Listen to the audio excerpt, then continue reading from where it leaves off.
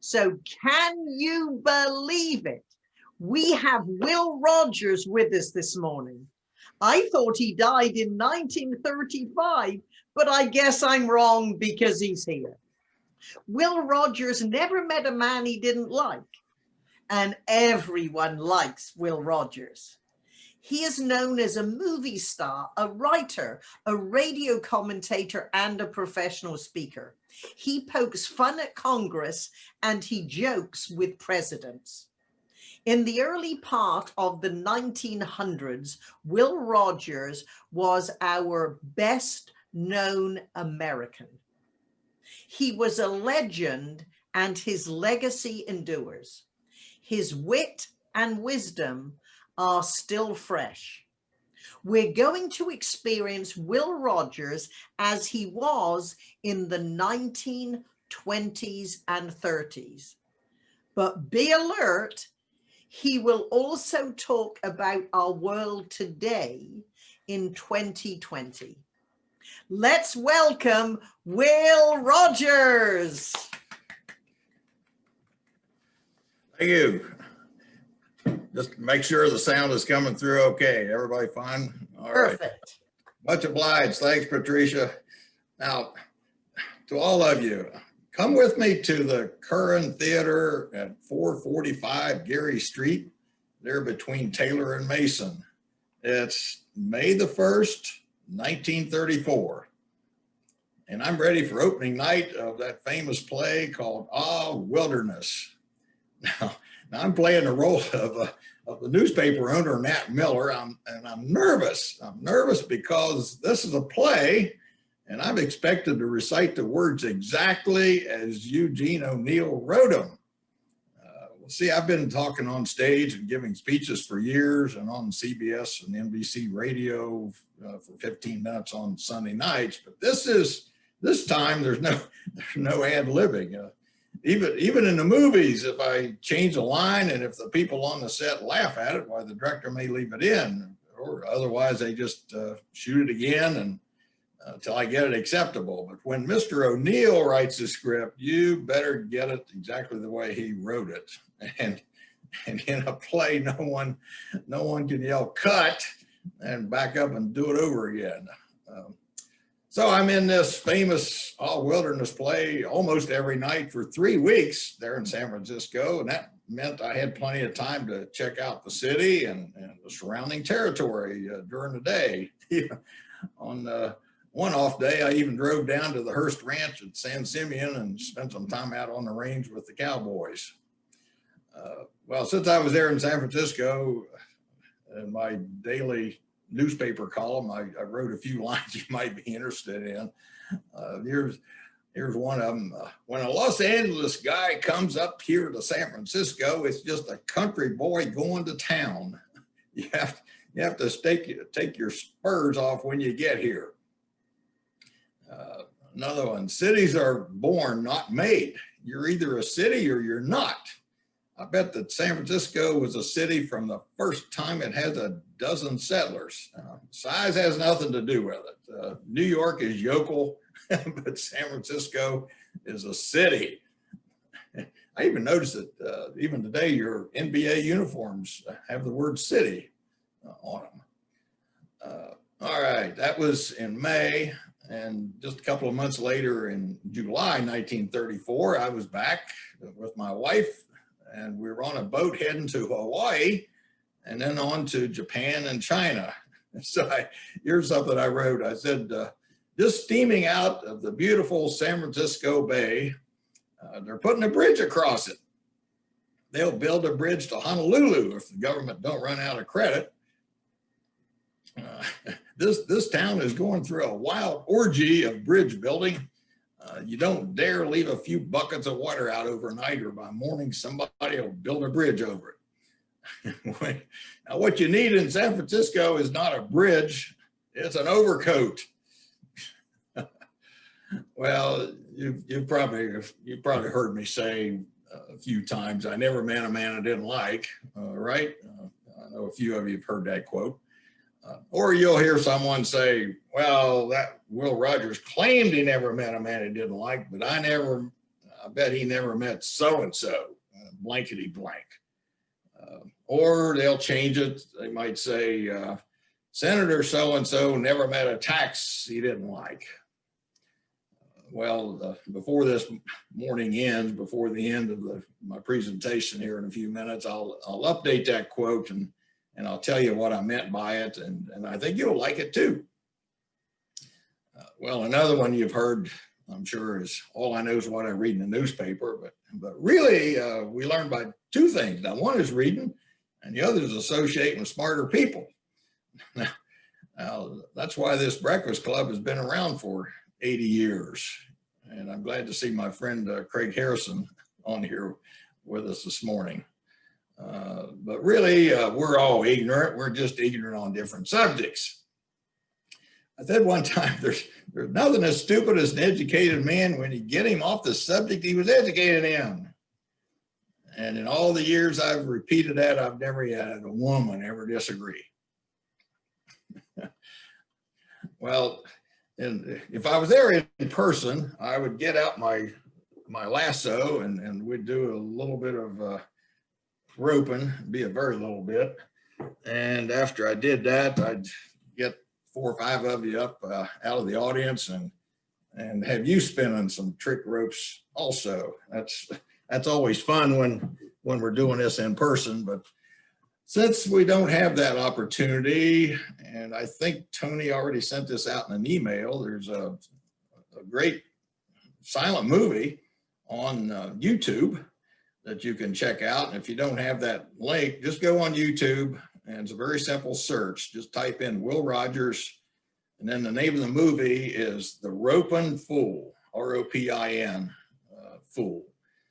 The whole silent film is 19 minutes, or you can choose a shorter version. It's a 3-minute portion of it, and all of it has narration that's been added by Will Rogers Jr. So it's good. Now, if I get to meet with you in person sometime, I'll invite a few of you up to spin ropes with me, especially Sydney. I think he'd be great. Okay. Well, in 1932, I learned the secret of success in the cattle business, and I'm going to share it with you. Well, you may be wondering, I'm in San Francisco. What do I care about cattle? unless maybe you're offspring of William Randolph Hearst. I heard a rumor, and Craig can confirm this later. I heard a rumor that Craig Adams is related to Hearst. And he's agreeing. Yeah, I thought maybe it was fake news, but that sounds great. Maybe we'll hear more about him afterwards. Well, and for all of you, when it comes time to pay your California taxes, you just might decide to move to Oklahoma and get into the cattle business. Well, I was on the W.T. Wagner Ranch down in Vernon, Texas. Now, picture this: 600,000 acres and 25,000 head of cattle. Now, Mr. Wagner was one cow man that was smart enough to solve the low price of cattle and make ranching pay. And here's the way he did it. Every cow had her own oil well. Now, I was raised on a cattle ranch, and I never saw or heard of a rancher ever going broke, except the ones that had borrowed money. You just can't break a man that don't borrow. He may not have anything, but he can look the world in the face and say, I don't know, you birds a nickel. Well, you might be wondering, if the farmers and the ranchers and the rest of us stop borrowing money, what's a banker going to do? Well, let them go to work if there's any job they can earn a living at. Banking and this after dinner speaking that I do, or after breakfast, are two of the most non-essential industries we have in this country. And I'm ready to reform if they are.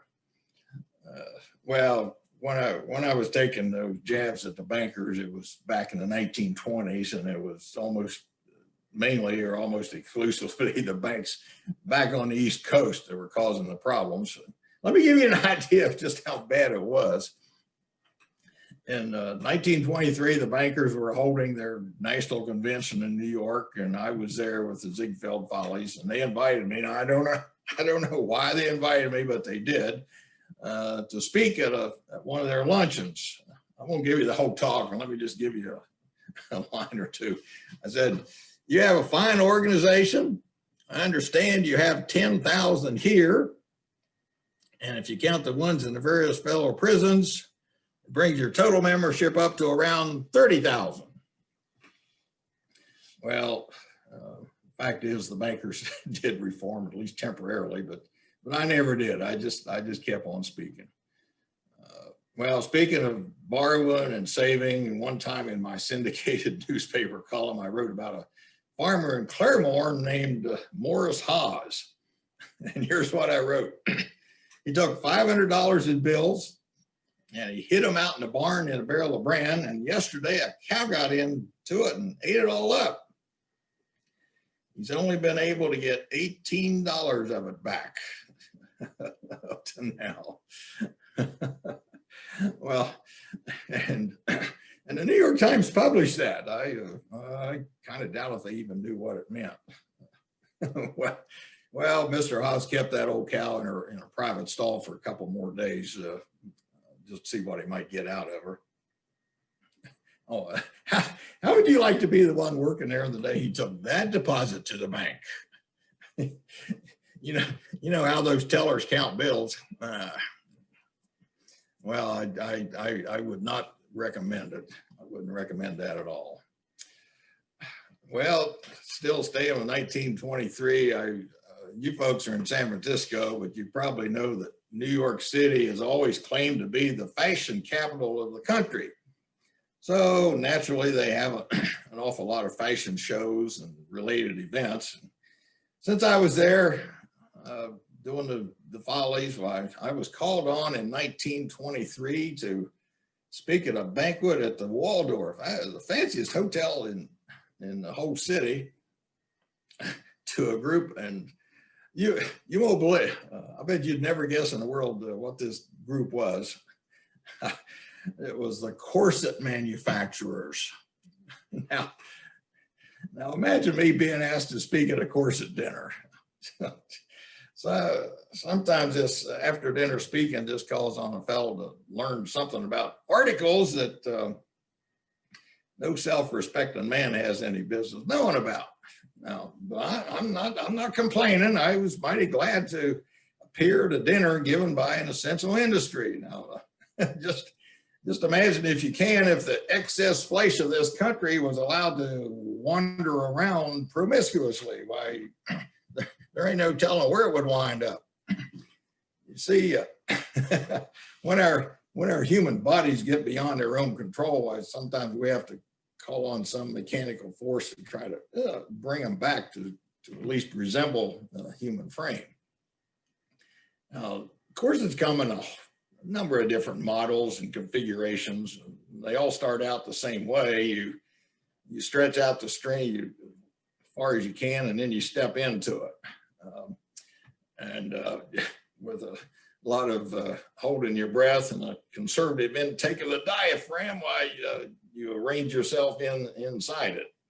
Now, all right, if I was there in person, we would be demonstrating two different styles of corsets. One kind is the back lace. That's also known as a one-man corset. So I'd have one of you guys sitting on a chair behind me and pulling on the strings. Yeah, all pretending, obviously. And then we also, the second kind that we demonstrate, we also have the side lace. And that is made in case you're extra fleshy and you need two accomplices to help you congregate yourself. Again, if I was there in person, I'd probably ask for Fripp and Christine Torrington to help me with that one. And then after I gave a small gift to each of these three volunteers, then I would continue by saying, these corset builders might not do a whole lot to help civilization, but they are a tremendous aid to the eyesight. Of course, there is one potential hazard with corsets. It's the fear of every fleshy lady, and that's the broken corset string.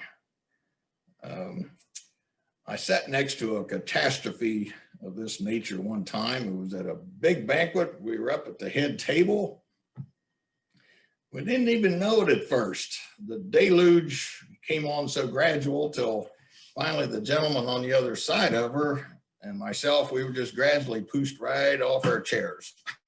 but that just shows you how great these corsets are, because that lady had come to the dinner in a small roadster and she was delivered home in a bus.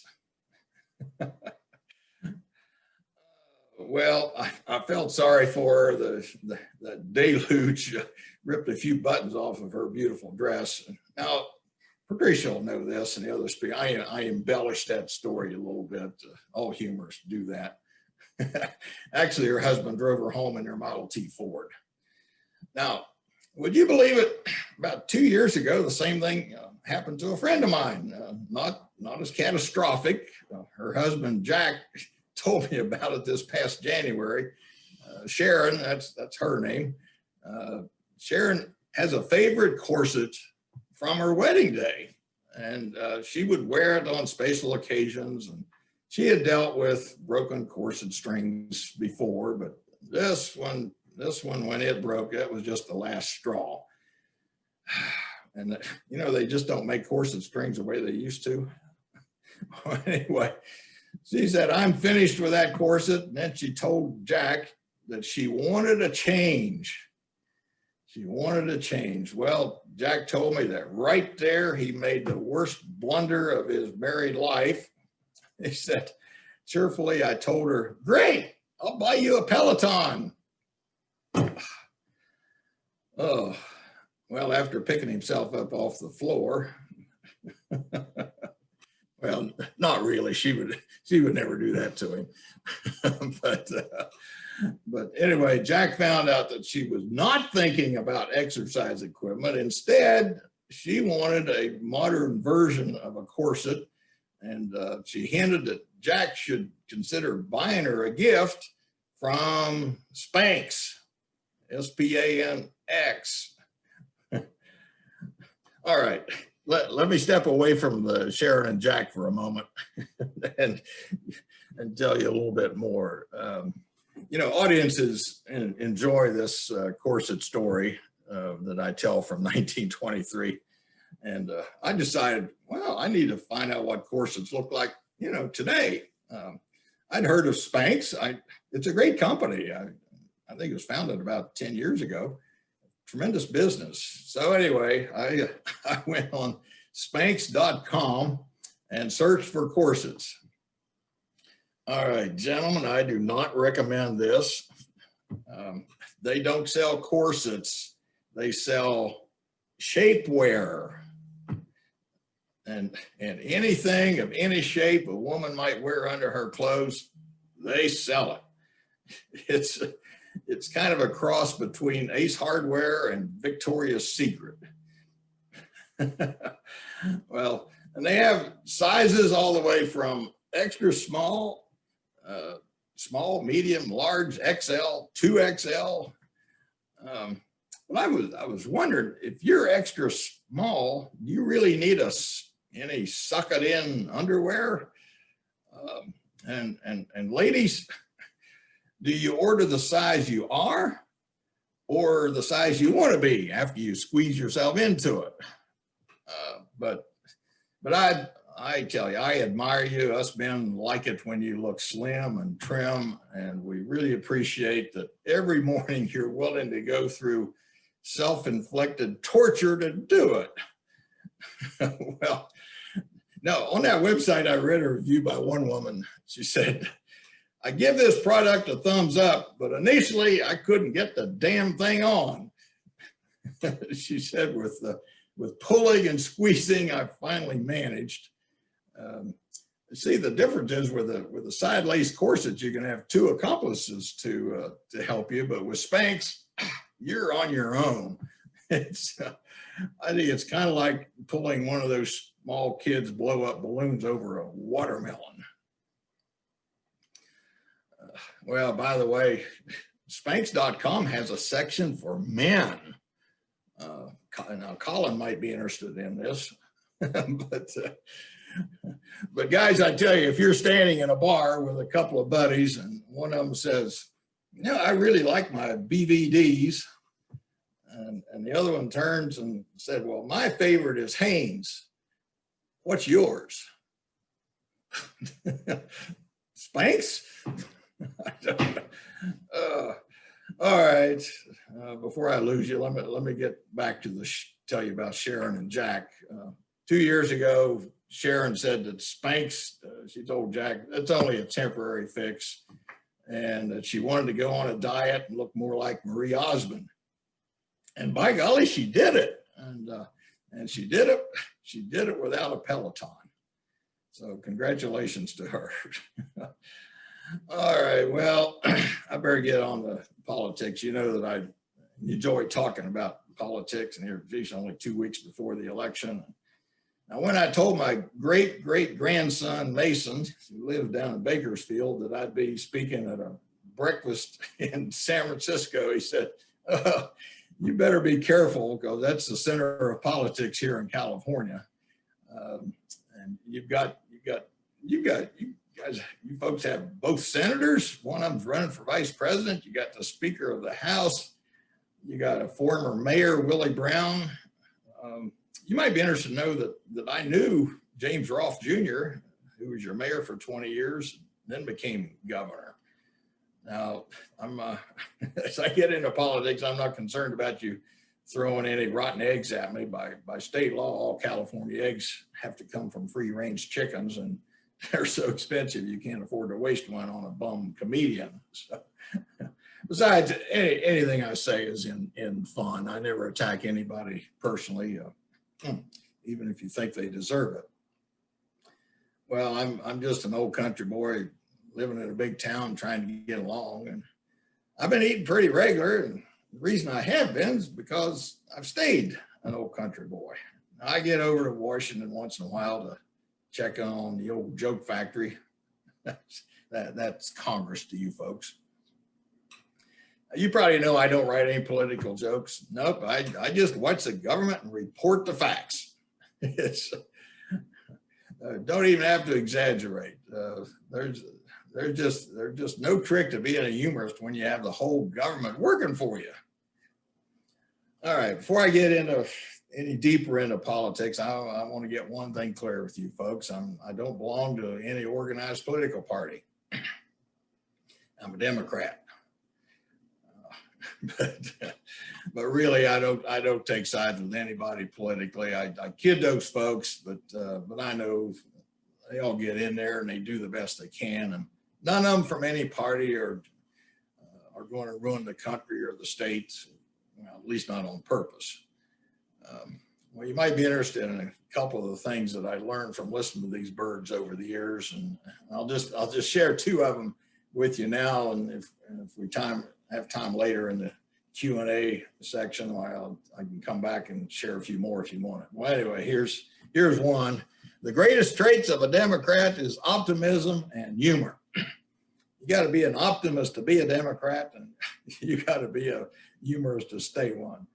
Now, the Democrats and Republicans are equally corrupt where money's concerned. It's only in the amount where the Republicans excel. Well, I better get off politics and back to civilization, because there's nothing in common between those two at all. A fellow asked me a while back, he said, Will, what constitutes a life well spent? Well, I think that love and admiration from your fellow men is all anybody can ask for. Now, I would never pretend to tell somebody else how to live their life, but the words that I try to follow myself is this: live your life so that when you lose it, you're ahead. I'm not talking about money. You folks know it's better than being broke, isn't it, to have money. Now, what I'm talking about is the important things in life, things like friends, integrity, compassion, generosity. Well, speaking of friends, a few years ago, I heard Charlie Jarvis, speaker from down in Texas, and I know Fripp knows him. He's deceased now, but anyway, in a speech, he said, one thing about friends, when you die, you want to make sure you've got at least 6 of them. Well, when I die, my epitaph, or whatever those words are that you see on gravestones, is going to read, I joked about every prominent man of my time, but I never met a man I didn't like. I'm so proud of that. I can hardly wait to die. So it can be carved. And when you come around my grave out in Claremore, Oklahoma, well, you'll find me sitting there proudly reading it. I never met a man I didn't like. Now, of course, if I was saying that today, Fripp, I would say I never met a person I didn't like. The key word is met. I never met a person I didn't like. If you give everybody a fair first chance to be decent, to be a friend, then people start liking you. And when people like you, well, things start looking up. Your whole world will look a whole lot brighter. And I think if you follow that philosophy of I never met a person I didn't like, you'll likely have all the love and admiration that you can handle. All right, coming back to what I said at the beginning, here's a key point. Now, after you meet a person, if you find out he's a scoundrel or a crook or a communist dictator, you don't have to keep liking him. That's the difference. Okay.